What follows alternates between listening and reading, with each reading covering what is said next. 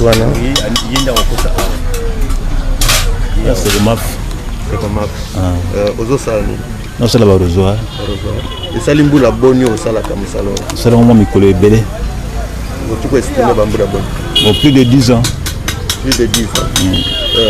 osala kango ndenge nini obandaka wapi po soki zango ekoma arosoir bandaka na nini na bana nano na linzanza na tol so na kuta na linzanza na sombe après na kati na bani kolinga po na bisa rosoir na tol yango ozwa kango bon mingi na limité na izam o préféra batol oyo ya sika po osala rosoir asiko bien batol nyonso ekomona na zila bon vraiment mingi tolo wala oyo do emballage oyo simba mingi na izam on a ils emballage bateau d'emballage babenga un bateau d'emballage ils ont emballage mais ils ont galvanisé hein galvanisé on a préféré pourquoi estimer bamboula il pose à 10 ans plus de 10 ans c'est une salade qu'il y a nos potentiels là-bas juste maraîcher tout ça la bilan de bango na personne yango nde oyeko vendre la pembeni ya bato boye yango nde na yeko vendre la pembeni yango nde na yeko vendre la pembeni na bango vraiment basomba yango mingi bon 15 000 francs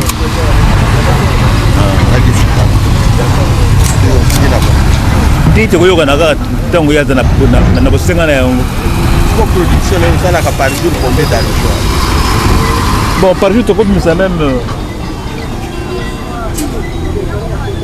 5 arrosoirs par jour. 5 arrosoirs par jour. Les hommes qui ont bien belé. Pour essayer on a maboko hein. Pour ni ni bosenga ni no bakana ngo pona ko production ko makasi. Bon tu na pour ça ya tol acide éteint pour tout ça on est consolidé. Tant on a reçu ça pour linga yango na pour ça na soudé yango. Pour soudé kana ni. Mais éteint. C'est un peu courant ezala ou bien de ça. Oui bon mon ami to a to na couranté. Ça la ka mingi na makala to koni o kuta na o salini. En principe fallait dire ça la na ba lampe soudé hein. Mais beaucoup vu moyens à penser on monite préfère ko ça la makala. Mais fallait dire ça na ndenge na. Bete so bango mingi na to na marché na grand marché to na zigida. Comme si on a battu quand on sera bisson. Il faut qu'on a baillé quelqu'un.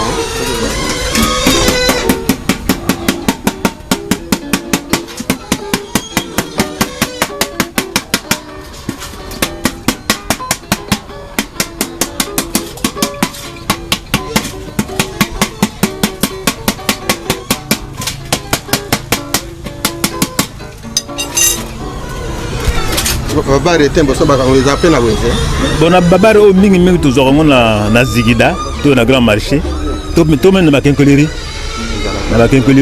sko boye ko lamba ona moto et ce qui to zi ngo mala mo to bani ko soudé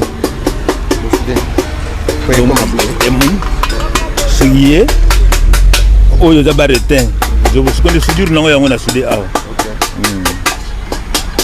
mais pour na bota ona moto na chauffeur na moto on a fait la soudure urinaire. Quand on a chauffé en haut, on a dû éteindre, on a kati, juste pas une autre soudée. Il y a des faits ordinaires. On a soudé, on a soudé, pièce rouge. C'est un peu macalaisa. Macalaisa, motezala. Mais vraiment, ce qui m'a dit, c'est qu'il y a une lampe à souder. La lampe à souder, talaka kozo ya mukeza mwa ndena kupa kosomba yango mais ndena mona moi dépense mo ko to na ba essence na ba nini bon talaka fona le kwa ka moi raccourci na makala kombo nani kombo nanga papa Pierre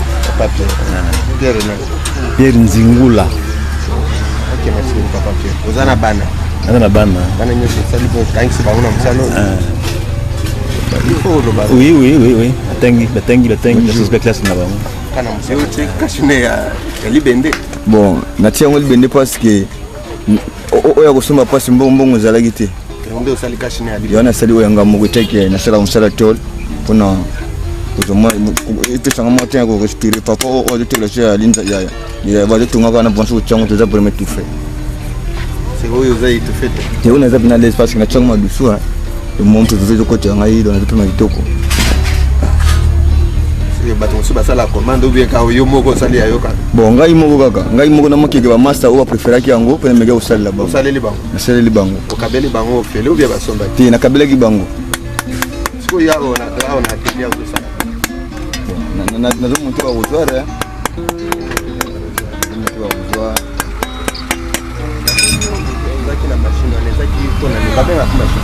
wana tobinga yango machine ya mulu machine ya mulu tosala yango babordage oyo nde yango pesaka arrosoir na so esthétique eza ndeti baarrosoir tomona baponga bite balinga ndeti matono moko boye te tozosala eloko oyo mabina pièce parce que moto asombi yango kota akei mpe donc mokili mona nde mosali ozosalama na RDC awa bandi mosala okala bon maître nanga formé nga déjà bon awa na atelier na biso ya 8 ans déjà ozosala kana atelier tukavana atelier yo mosala no spécifique ezaka mpona kochaba ba esthétique wana bon na monta yango mpena ntina suka nalingi nasali ndeti oyo eza tronke nde nasali yango bo oza chapeau nango nde nazofixe nde soki nasilisi nde ale nakoti na bamesure mosusu esengi fo nabeta fond ese natie ceinture natie trompette nde nasali tete nde gamete nanga kosala wana trompette nde oyo babengi loboko wana trompette donc ndenge eza oyo tobengi yango trompette donc tio ya arrosoir ndenge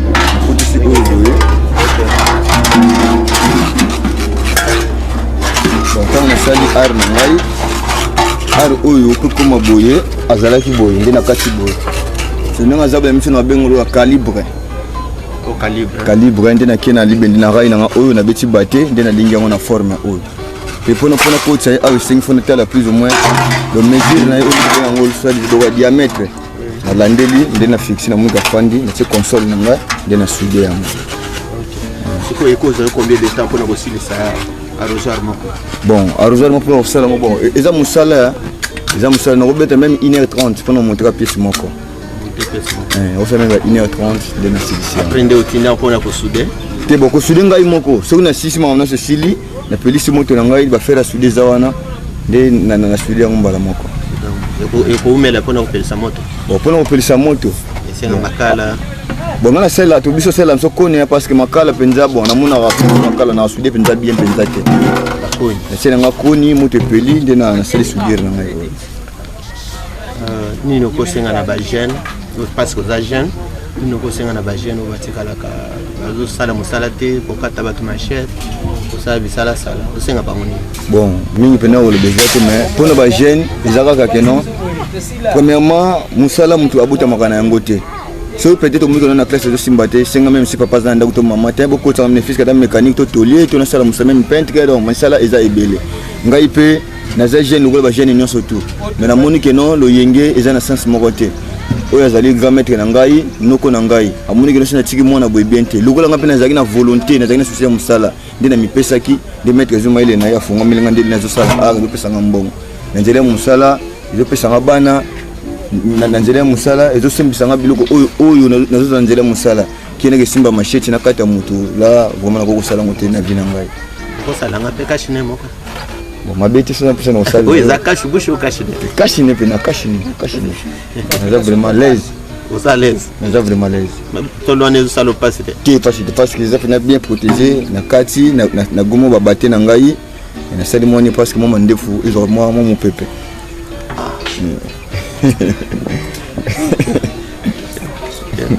merci okosalela ngapi problème eza te ekomela te te bon soki pesika miti moke nasaleli yango merci beaucoup olobi kombo nani bon kombo na ngai eza Vanel mais surnom na ngai babenga ngai maître chinois parce que naza mpe sportif na travaille na club Mega Force na cimetière 13 epai ya grand maître Gozoma malgré wana olobi te il faut na ya kosala na yango merci beaucoup ok kosala ngwa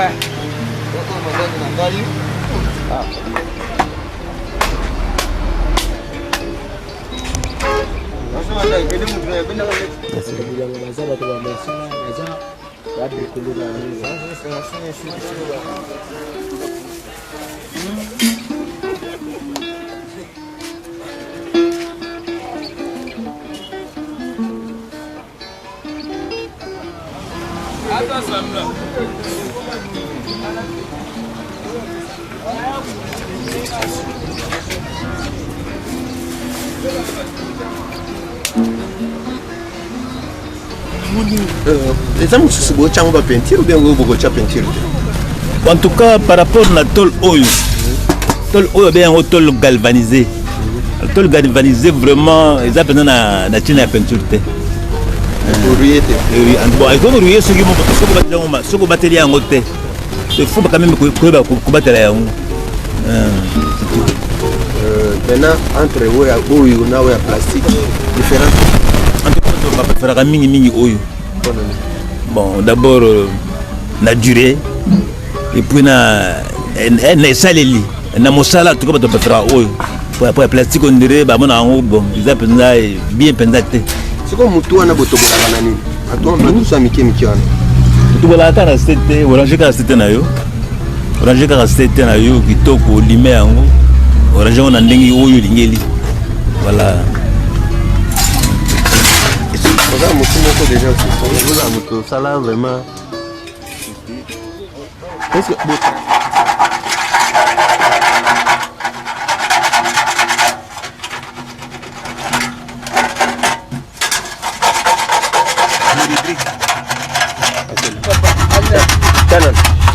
avant de souder, acide, na eloko nazo souder.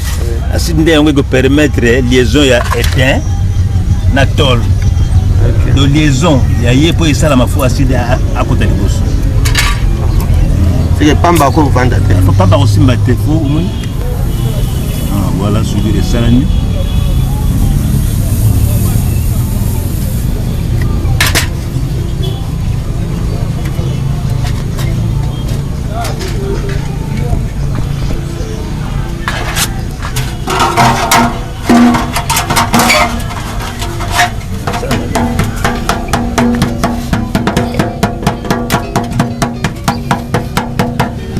Ajuster pour la quantité.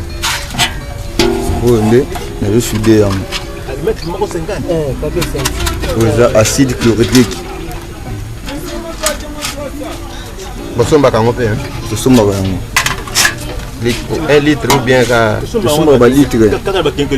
OK. Foi combien?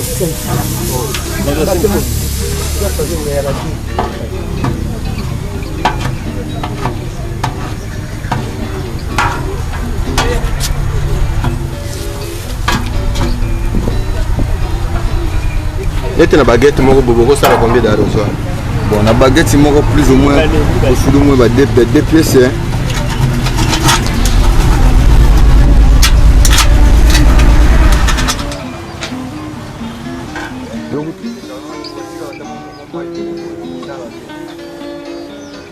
Vous faites les